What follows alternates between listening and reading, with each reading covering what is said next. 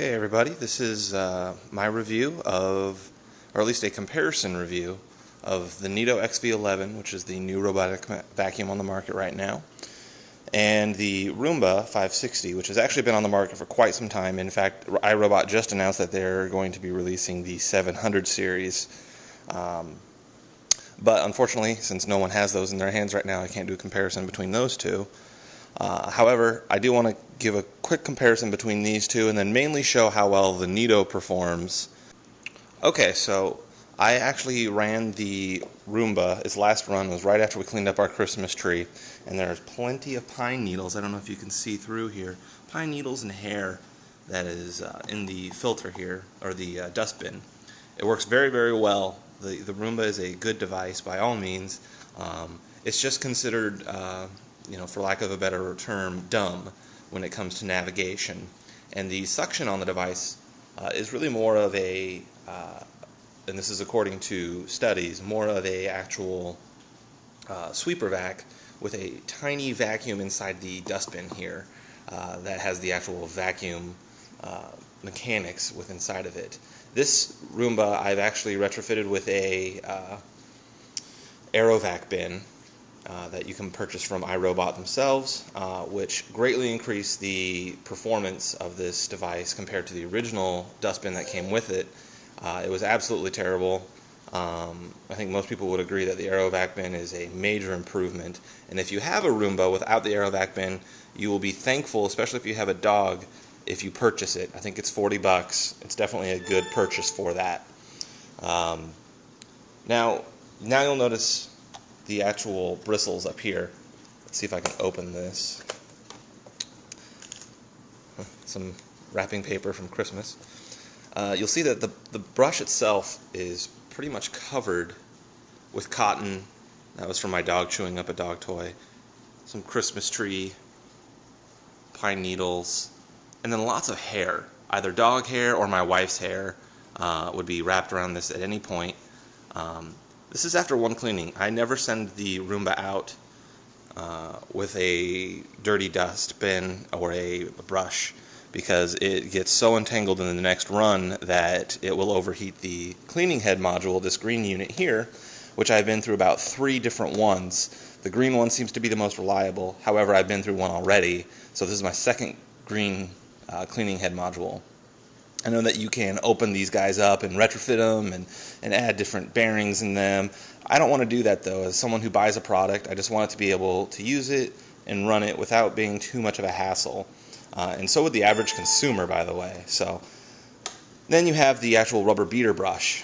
The beater brush, a lot of people don't realize, the intention of this is to actually hit the floor and create dust, kind of like if you back in Little House on the Prairie, you would see someone cleaning clothes and they'd be beating a rug or beating some shirts with a wooden dowel or a bat or something, and it creates this dust plume when you hit it. Well, that's exactly what this is supposed to kind of imitate, and then the vacuum will help suck up all the dust. And that's where a lot of the fine particles actually come from. It's not usually from the brush here, although they both help. So yeah, I mean, you see dog fur in the corners here getting caught up. And then, as you can see around the sensors, I've had to tape over them. I had to make my Roomba blind because I have black carpeting. And the obvious downside to this is these are the cliff sensors. And if Roomba, if I lived in a 2-story house, which I don't, came across stairs and I didn't have a virtual wall or some sort of blockade up, it would fall downstairs and most likely break itself. However, this is the only way to get around the black carpet scenario.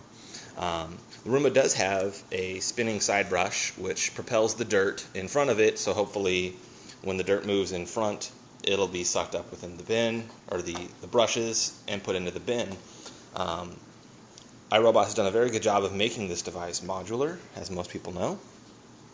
However, I find that I have to, almost every single time, probably once every 2 or 3 runs, I have to pop the front wheel out, clean all the dog fur that gets caught on it, dog fur that gets stuck in here. Now this, I don't know if there's been any sort of revisions to the 560 model since I originally got it in 2007, so maybe it's not as bad. I'm just comparing the Neato XV-11 to the 560 with the current 560 that I have, which is the release to manufacturing version. So yeah, besides that, I'm going to turn it over and make a mess. The dustbin is located on the back.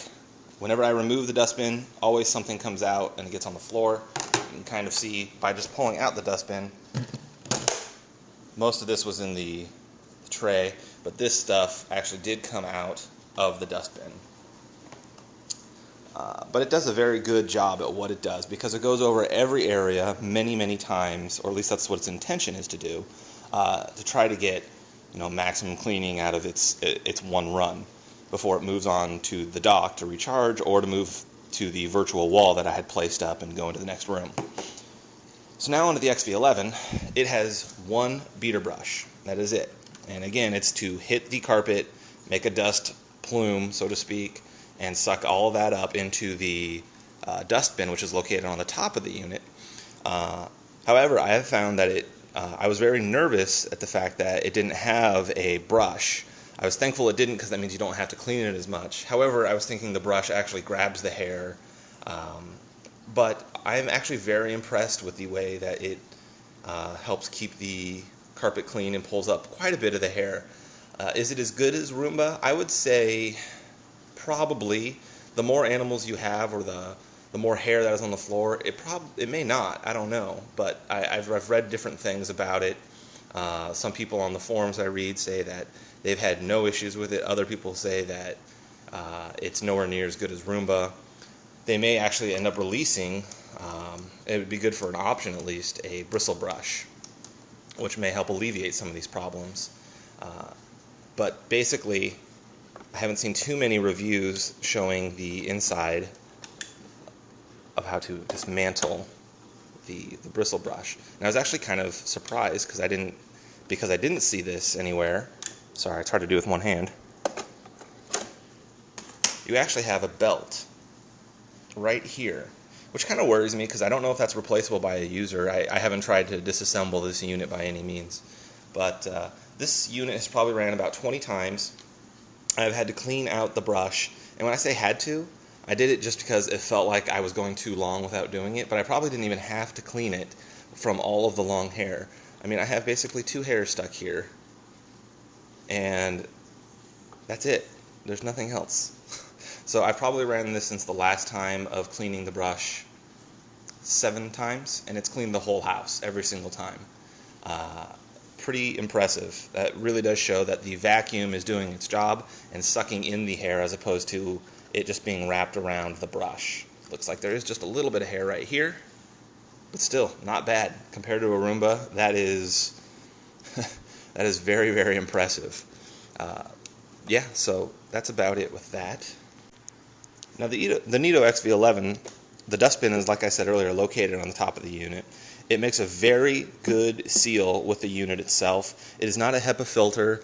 I know a lot of people want a HEPA filter on a robot vac, and I think it's great if they can implement it. I know that the new Roombas will have that, but I guess I don't really care that much. If I really need that kind of filtration, I'll use my upright vacuum. So this is the dustbin, and it's empty. I didn't even think about the last time before emptying it, leaving it here, leave it all in there so I can show you how much it picks up. But I'll show you before the review is over. It has a really good rubber matting that goes around the filter.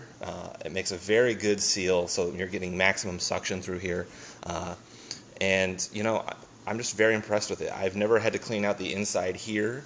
That shows you how much loose dirt and dust is not getting into this area. I mean, it's a little dusty, but it doesn't need to be cleaned or anything. It's pretty impressive. It makes a very good seal, which is very, very good. To put it back in, there's these teeth on the top of the unit, or the top of the dustbin. Sorry, hard to see there. These right here in the corner. And those plug into the holes at an angle, like this. And right now it's down. It's not fully pressed down, but you can feel when you push down that it makes that seal, because it takes a little bit of effort to push it in. And it makes a nice satisfying click into place motion there. So the top of the unit right here where it says Neato Robotics, this is actually the navigator for this unit. It's I believe it's called a LiDAR.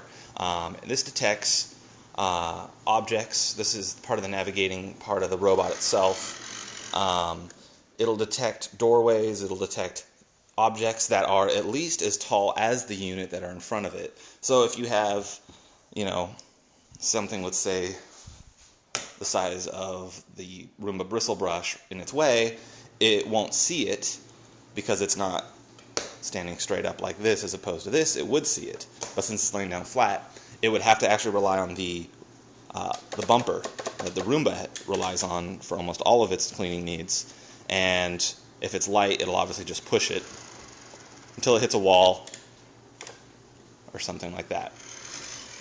So that's something that my wife didn't realize when she bought this for me for Christmas. She thought it would be able to detect some of the smaller things we have in our house, but there are limitations to any of these robot vacuums. They're not as good as operating, no matter how good the navigating is, as a human being would be, but they are more thorough. If you hate vacuuming, you try to do it as quickly as possible. They are more thorough. So that is basically the basics of the dustbin and the vacuuming system. Now I want to talk to you about the user interface of the robots. So the Roomba itself is very, very simple to use. You have a scheduling feature, you can set the clock, and then the day, hour, and minutes time is up here for the scheduling feature and setting the clock. You have a spot clean, which is very convenient. If you just have a certain area that you want to clean, you hit spot, and it'll just clean in a circular motion, like crop circles, and only do a certain perimeter or a certain sized area. And then in the center, to really just start a cleaning session, you hit the clean button. And yeah, it's upset right now. But if you hit the clean button, it will start its vacuum up, start spinning around, and do its thing, and bump into things for a very long time, depending on the room size, and hopefully clean every area more than once, because the Roomba does need to go over area more than one time to get a real good cleaning out of its run. As opposed to the Neato, it actually has, also very simple, it has an LED display here. It's backlit, and I know it's going to be kind of hard to read, so I'll try to get the camera in here. Okay. So yeah, I mean, it tells you the battery status. It's kind of like your phone. It actually has all this stuff at the top. It tells you the date, the time, the battery status. Then you have, surrounding it, you have these buttons here. These are to help set the clock and navigate through the menus. You have a return feature or a back button. And then you have this that acts as a menu button or an enter button and a menu button. And then you have the start button. So it's very simple to Roomba to start this unit. You hit this twice and it'll start vacuuming. However, if you want to get into the nitty-gritty of the menu system, and there's not much here by all means, but you hit the menu button, you see schedule, set clock, support. Sorry, wrong button. So I could schedule the unit to start at a certain time. In the menu system, you have a few more features that you can set the clock schedule, and then you have support down here. In the support feature, you have the show revision number, so that way you can see if you're on the most current software of the board or of the unit. You can see the LDS version, and then you have the board revision, which currently right now is 113 is the highest you can get. I say we get off of the comparison between the Neato and the Roomba and put this thing down to business and see how it performs.